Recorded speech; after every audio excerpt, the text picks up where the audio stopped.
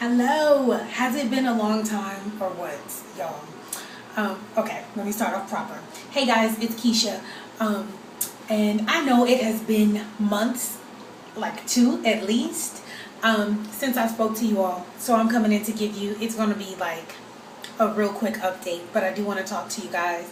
I want to welcome everyone who's recently subscribed. I thank you so much for finding some interest in me. I pray that I am influential somehow, and if not, at least you learned something. What have I been up to? Everything. I have, let me backtrack. In May, I left a snippet and I said that I was going to do like this May Madness type of thing. I was going to go so hard and I wanted to shed 20 pounds. And 2 weeks, not even two, the first week into May, I did excellent. I did really, really great. I felt my eating was on track. I was, logging, and I physically logged, like manually, like pen and notepad logged my food, my water intake. I was walking and then doing insanity. And the first week I hurt myself. I suffered from a knee injury, and y'all know I have bad knees, particularly my right one, and I've had surgery on it. So in doing insanity, I really hurt my knee, and the doctor took me off walking. I couldn't walk. I wasn't supposed to put I couldn't bear weight on my foot for a week, and then after that he didn't clear me to even exercise as far as walking outside of what was absolutely necessary for a month. So May comes, May goes, and reluctantly I have to confess that in May I lost 5 pounds. All of May. That's sad, but that's the truth. June came and I was less inspired, having been hurt, like my feelings was hurt, that I wasn't able to accomplish this huge goal that I set for myself for the month of May. So May comes, goes, June comes, and now it's leaving. Well, somewhere in the middle of June, I came to myself and I was like, hey, you know what? I realized that in this bout of some sort of a depression and the stress of the things that I have endeavored on in other parts of my life. I don't know how many of you know, but I'm in ministry. I work ministry.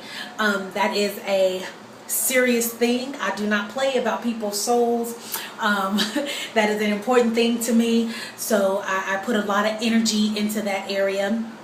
And I recently moved, and I put a lot of energy into that area, and there's some personal things that have been going on in my life, in my marriage, in my family dynamics that required a lot of energy. So I put a lot of energy. I was spread real thin, and in all of this I had noticed after about the middle of June, I noticed that I was consuming a lot of sugar.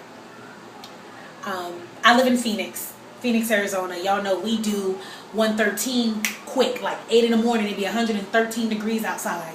No lie. 11 at night, it'd be like 97 degrees outside. No lie. It's today, July 7th, it's 113 degrees outside with an overcast and the wind is blowing. It's like somebody blowing a blow dryer in your face. Let me get back to my sugar issues. My sugar was coming in the form of like 15 calorie Otter Pops, and I was like, oh, it's only 15 calories, it's not really that much sugar, let me eat one.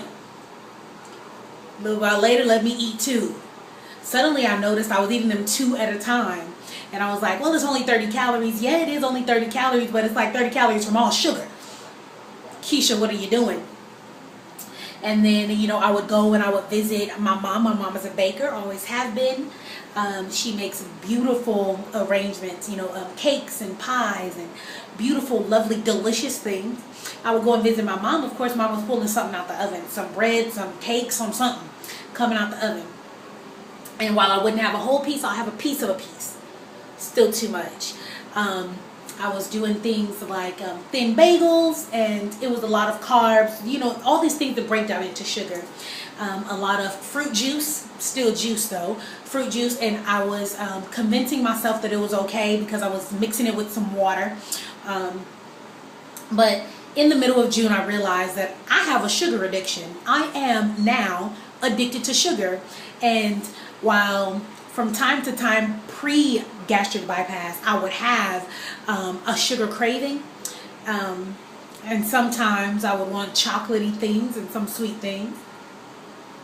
It wasn't often, and it was, you know, far between. It was spaced out.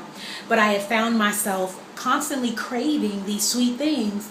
And when I sat down in the middle of June and I thought back, it had really been since about 3 or 4 months after surgery that I can really place these sugar cravings.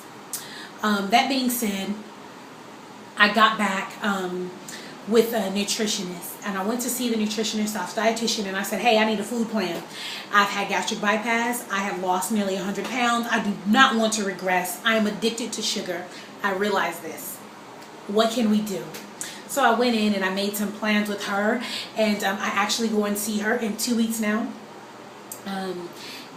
Just for an update, so I am going to do something that is difficult for a person like me. You know, as type A, we want to control everything. Everything got to be neat, in order, organized, put together.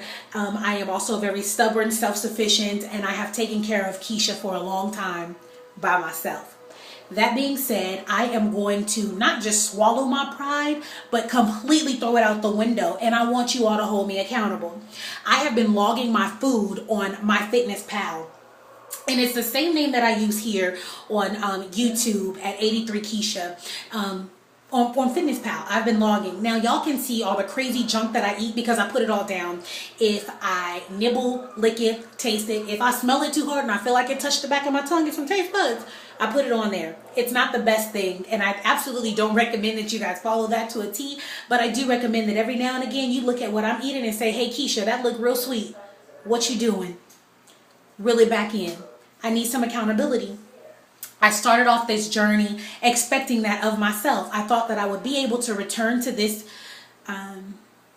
outlet and look at myself and say, Keisha, you've done so well. Look at how much weight you've lost. Look at how good you did. You can inspire somebody.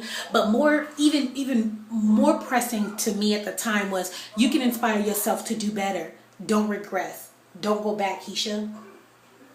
And it has become very easy for me to let it go, because there's a sense of embarrassment that I haven't accomplished certain goals that I set for myself from the beginning, that I am not as on track as I should be, or that I push, that I am not the poster child that I wanted to be for this surgery. That being said, I am not going to stay in that situation. I've got enough sense. I've spoke to enough people. I preach enough that you better get to a brother and a sister, or a sister, and talk to somebody. Don't just fall and let yourself fall. I have fallen time and time again on this journey. And while I've been able to claw my way upward, I'm not up yet. I am reaching out to my brothers and my sisters in this journey, and I'm asking that you guys hold me accountable. I got thick skin. You know, I grew up a chubby girl, so I'm used to people talking about me, picking on me. My skin is thick. I don't take it personal. When somebody says something when somebody says something to me that absolutely needs to be said, say it to me. Send me an email, comment on my fitnesspal, send a message through here. Do something and say, Keisha, pay attention. Keisha, try this. Keisha, did you walk today? Did you work out today? What are you doing for yourself? I appreciate y'all. I love all of you. I thank you guys for hanging in there and rooting for me if you have. And if you haven't, I hear this saying going around, something about some haters. I ain't got none. Not on this channel. I'm not looking for none. And I don't want to start none with nobody, because I ain't got nothing for nobody. But they say that it should motivate you. Use them as motivators. So even if that's the case, even if I felt like, oh, that was hateful, I'm going to use it as that was meant to motivate me. I appreciate you all. I thank you so much.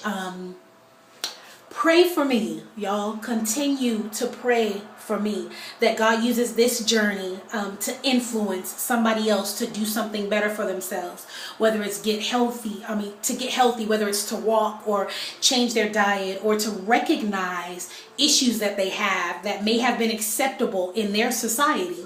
It may be acceptable in the community of your family to overeat. It may be acceptable in the community of your family to have these high caloric, high sugar diets, to have lack of exercise, and to sit in front of the boob tube or television. Nowadays, to walk around with game stations, all these electronic devices and computers and laptops and notepads and everything else.